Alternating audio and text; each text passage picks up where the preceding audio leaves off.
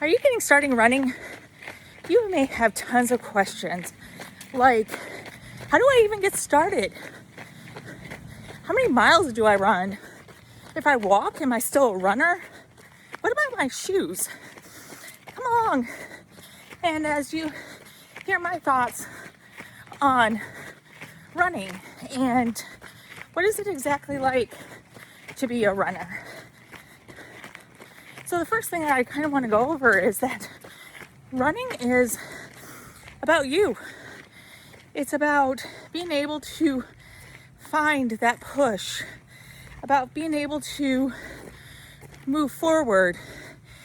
And even though you might be thinking about a time, it's about really setting mini goals to work towards those things. And so really working at, am I a runner? Well, of course you are. You're a runner, whether you sprint, jog, can do a 6, 7, 8, 12, 13-minute mile. It doesn't matter. You are a runner. And so as you start going in and you start training, it can be very overwhelming at times with all of the information out there to be able to go, where do I even start? So start with what's simple for you. Maybe it's you run until that sign up there and then you stop. Maybe it's once you get out of breath, you stop running. Maybe it's you just decide to walk, and that's okay too, because your journey is about your journey. It's about your mileage and being able to move forward. Shoes can be overwhelming. What fits for you? What works for you? Start out with what you think will work. And if you have a running store next to you or around you, go to that running store and ask them to fit you for your shoes. I made this mistake for years. I didn't do it. I thought I knew my feet. And I found out I was wearing a size and a half too small. And I didn't realize like your size can change as you become an adult. And so, or maybe I wasn't stopped growing when I thought I was. I don't know. But being able to get your feet fitted. And as you run, you might realize that different brands fit for you based off of what you're deciding to do. And so, yes, you can research and you can do that. But I have friends who Brooks is what they love.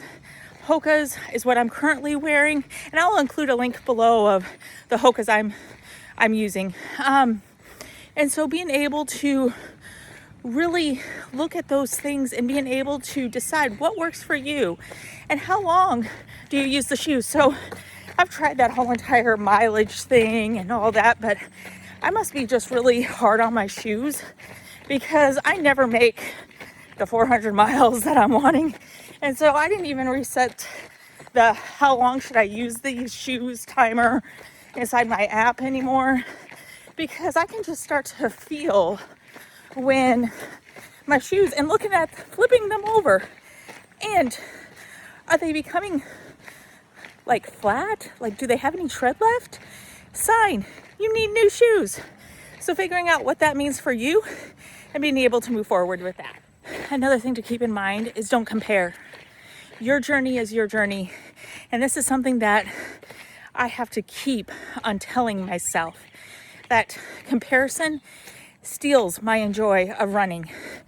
When I start thinking I should be better, that I should be faster, it takes away the joy that I have of running. And so I encourage you that, yes, if you're motivated to do better, if you're motivated to improve, do that.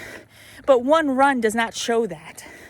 And so being able to, as you're training, realize that there's good days, there's bad days, and there's days in between. And so when you're training, as much as I love Strava, and I have friends that I compete with in the sense of they keep me going because they motivate me to continue to run throughout the month. And sometimes I'm like, oh man, I should be faster or this or that. No, it's about my journey. And so remember that comparison steals the joy of training and running. So I encourage you, if you're starting on your running journey, look at the small wins, look at the ways that you're moving forward and being able to see. So if you'd like to follow along, get more tips, see my running journey, please like and subscribe, and see you next time.